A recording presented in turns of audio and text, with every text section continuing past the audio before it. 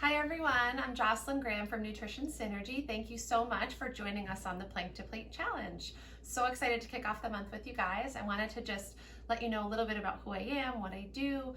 So I own the practice Nutrition Synergy. I'm a registered dietitian, and I also work at North Shore Physicians Group. I counsel patients all day long in groups, individually, helping them achieve their individual nutrition goals. I also work for the Gatorade Sports Science Institute, so I sweat test professional and collegiate athletes, helping them with their hydration and nutrition needs while they're on the field. So again, you'll each qualify. You each will have a one-on-one visit with me in my practice in Peabody throughout the next month at your convenience. It's mostly evenings and weekends, but I'm right in Centennial Park, and the hope is that this helps you achieve your ideal nutrition needs, because not everyone needs the same thing. So we're gonna go over one nutrition topic per week. So we're not gonna make it too complicated, a really quick video each week. There'll be a challenge each week, and you'll have a recipe to go home with and probably a link to something interesting to read if you wanna learn a little bit more. So my philosophy is really about having a whole foods and pretty balanced diet. I try not to make any food group completely off limits. Try to be flexible with what each person needs, because everybody eats differently and everybody, has different nutrient needs. So it's really not one size fits all. So today we're going to talk a little bit about whole foods and kind of how to clean up the diet a little bit. After the holidays, everyone's a little sluggish, a little sugar craving. So my hope is that you learn a little bit about things that you can add to your diet to help, and things that you may want to steer away from that might kind of crash your energy during the day. So I put a link on the Facebook page to every year the US News and World Reports. They rank top diets. So they look at top diets overall, top diets for diabetes, top diets for heart disease, top diets for weight loss. So there's a whole big long posting. But I wanted to highlight 3 of the best diets overall, because these I think all share a common ground, and there's a lot that we can learn from them. So this year, the #1 diet was considered the Mediterranean diet. So this diet emphasizes lots of fruits and vegetables, nuts and seeds, beans, legumes, and mostly fish and seafood. Also olive oils and healthy fats are emphasized in this diet, so a lot of great things we can pull from there. The second one is called the DASH diet, which is the dietary approaches to stop hypertension. This diet really emphasizes lots of brightly colored fruits and vegetables that are really high in potassium in an effort to lower blood pressure. It also really reduces sodium intake, so less processed foods, and it emphasizes lean proteins, low-fat dairy to kind of help you feel full throughout your day.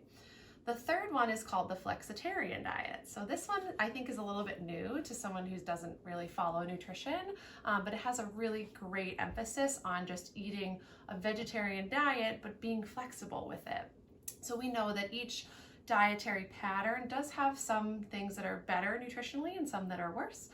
Vegetarian diet has a lot of great nutritional things, but you can also follow a vegetarian diet that's not very nutritious. So this kind of gives you the emphasis on increasing fruits and vegetables, beans, legumes, nuts and seeds, olive oils, kind of like the Mediterranean, but you can also be flexible, have fish or meat or chicken or other animal products when you'd like, without feeling like you have to follow a strict pattern. So our lesson for today is really just about eating whole foods. So all of these diets together have a lot of fruits and vegetables. They have a lot of nuts and seeds, olive oils, and sort of leaner protein. So I wanted to share with you a little bit about how you could eat healthier, and I have a nice basket of some healthy foods for us to look at. So first thing we talk about with a lot of these diets, a lot of the overlap is going to be things like spinach, things like your vegetables. We have broccoli, of course. We have some other veggies in here in the fridge, and then we have lots of fruits. So some oranges, apples, avocado would be a healthy fat that we want to include. Dairy products, if you do eat them, super healthy to include because they're really filling and super easy. Lots of berries. I have my favorite nut and seed container. That's just like my go-to snack during the day. I think everyone needs one of these. And then also eggs. So we do eat the whole egg now. So if you're wondering, do I do egg whites, whole eggs? Whole egg is the way to go. It has the most nutrition. Other things that may be unlikely and may be surprising to people is things like peanut butter. So I have peanut butter and almond butter in my house. Both of these are super healthy. They're really high in healthy fats. They're really filling. They have a good source of protein, and they're really low in sugar.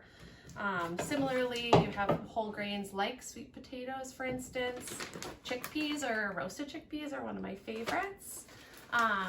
And then we also have some whole grains like oatmeal that you can eat occasionally, just the plain old-fashioned oats, super easy. We have lentil pasta, chickpea pasta. So these are considered whole foods and they're made from beans, which is kind of awesome. And then other whole grains like farro and barley and quinoa. So lots of options with both of these eating patterns. Really, you can kind of make it what you want, but the idea is that we're eating whole foods and we're putting things together that are a bit more natural, a bit less processed, and that's going to help you really round out your diet to make sure you're covered nutritionally. Now, a couple little things. We know that not everyone has time to cook every single meal and eat everything perfect, so there are some convenience foods that you'll rely on for you, for your families. So I want to help you kind of cut out some of the crap and kind of add some better stuff in. So I did post this little worksheet on how you can increase protein and fiber, decrease added sugars. I'm going to go over it with you now. So this is a nice little worksheet that you guys are going to be able to access on the Facebook page. And it's really about kind of looking at the nutrition facts label. You start with your serving size and say, okay, how much am I realistically going to eat? And then you're going to go down and you're going to focus on some of these little details down here. So the idea is that dietary fiber fills us up. It takes longer to digest. It slows the rise in blood sugar. It's a helpful nutrient. The other helpful nutrient to increase is going to be protein. This helps you feel full for longer and make sure that this is a complete snack for you or a meal. So what we do is we add fiber plus protein, or excuse me, protein plus fiber, so P plus F, and then we compare this to the grams of sugar. So P plus F, you want that to be greater than the sugar. So there's a nice little section over here that kind of walks you through it. So grams of protein plus grams of fiber, and then we compare it to the grams of sugar. So this is a really great way to kind of kick out maybe 50%, 75% of the cereal aisle in particular, and also the snack aisle, so that you can make sure you're eating whole foods that are a little bit better for you and for your family.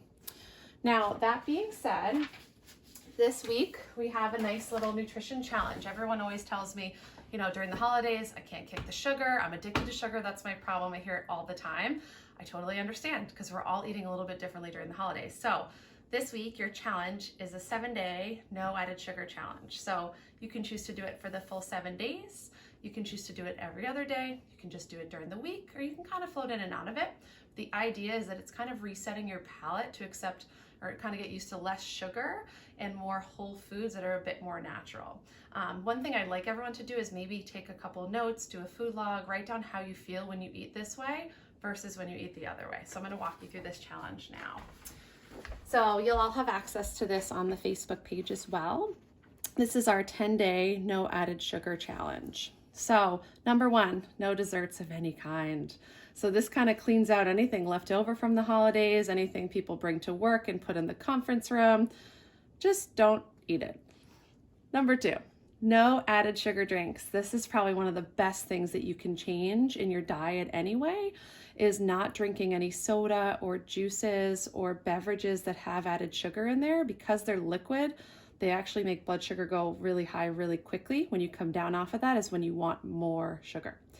Number 3, no sugar substitutes. So Splenda, Equal, Stevia, Sweet and Low, all of those, we have lots of studies, except Stevia is not quite as bad, but we have lots of studies that show that when we use a lot of artificial sweetener, it kind of triggers that pleasure center in your brain and makes you want more. So something to avoid for the week. No refined carbohydrates. So things like your sweet potato are fine, things like brown rice, quinoa, those can be included, but white rice, white pasta, white potato, we want to stay away from this week, and white flour. Again, because of the strong impact on blood sugar, this will help you sort of curb those cravings. The next one would be to read the label and make sure it passes that rule, the protein plus fiber is greater than sugar. Or you can just make sure each product you use, make sure you look at ketchup, mustard, salad dressings, marinades, less than 2 grams of sugar per serving. That would be like your sweet condiments, so that's kind of number 6. Number 7, avoiding alcohol for the week. This can have a strong impact on blood sugar. And also when we drink alcohol, we tend to maybe snack on things we wouldn't normally. So you can choose to do that if you'd like. Restaurant eating, I would limit it to once this week.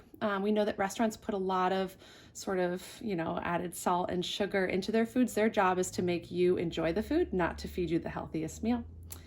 Number 9, I love this rule. If it occurs in nature, then it's okay. So any fruit, nuts, seeds, berries, sweet potatoes, those kinds of foods are all fine. If there's no nutrition label, it's okay. Don't obsess over how much carb is in one vegetable versus the next. And then the last one, dairy products, if you eat them, are perfectly fine to include. We're looking for unsweetened yogurts.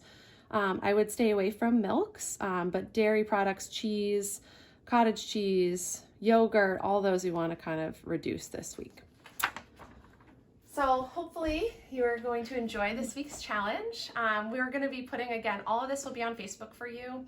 In addition, I'll put the worksheets that we talked about. I'll put a link to this, the U.S. News and World Reports, put a recipe, and then I'll put a little forum on there in case anyone wants something specific covered. We have 4 weeks to cover a lot of different topics, so if you have suggestions, please feel free to put them on the Facebook page.